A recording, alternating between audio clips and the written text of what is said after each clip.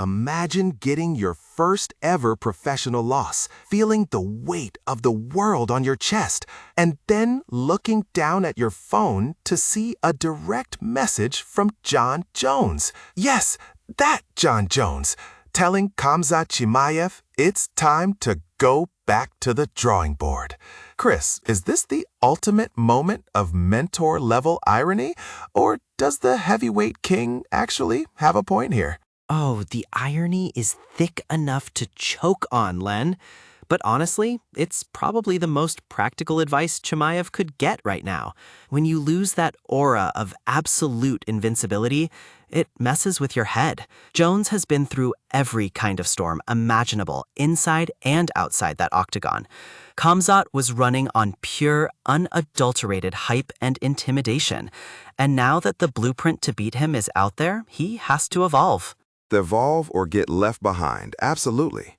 And speaking of people who are dealing with massive career hurdles, let's talk about Sean O'Malley. Sugar Sean openly admitting his heartbreak over Conor McGregor's injury pulling him from that massive comeback fight. You can feel the collective disappointment from the entire roster, but O'Malley especially. He's always looked at Conor as the gold standard of sports entertainment. So seeing the icon sidelined again, man, it hurts the whole ecosystem. It really does. The McGregor effect is real, even for guys who aren't on the same card. It lifts the tide for all ships. But look, while some fighters are dealing with heartbreak, others are out here dealing with, well, some serious referee drama.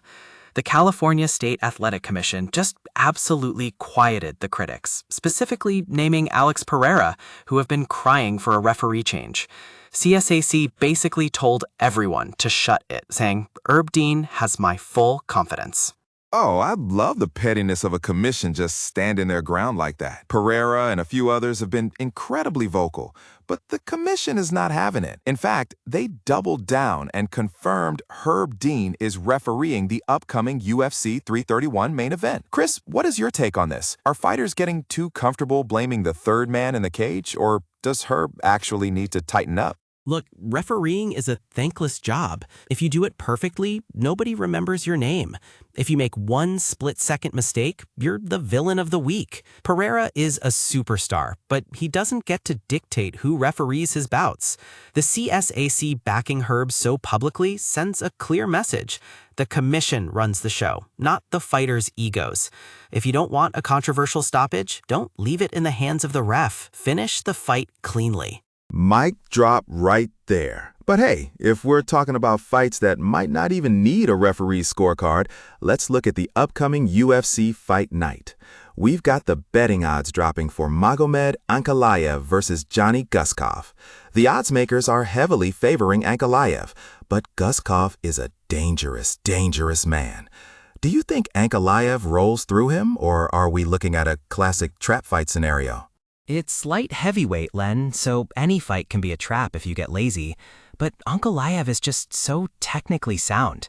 Guskov has that crazy equalizer power, but if Ankalaev stays disciplined, controls the center of the cage, and uses his wrestling when needed, he should cruise to a victory.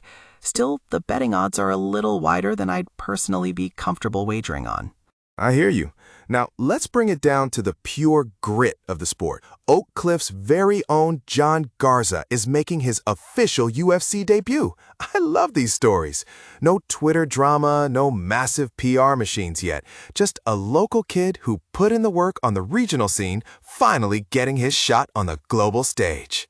That is what the UFC is truly about at its core. Garza represents that raw hunger. The pressure on a debutant is immense, especially when you have your entire hometown backing you. But that's how legends are forged. Keep an eye on Garza, folks. Absolutely. And speaking of fresh talent, the UFC just put up a brand new profile for Adam Hunter on UFC.com, showing they're really starting to spotlight the next generation. If you want to get ahead of the game on all of this, you've got to check out episode 286 of the Sitting Ringside podcast. They just dropped their UFC Abu Dhabi predictions, and they are matching up perfectly with some of my own hot takes. Which usually means they're highly questionable, Len. Hey, we'll see who's laughing when the results come in. What about you, listeners? Is Herb Dean still the gold standard, or is it time for a changing of the guard? Let us know. We've got more MMA news coming right up, so don't touch that dial. Stay locked in, folks. We're just getting started.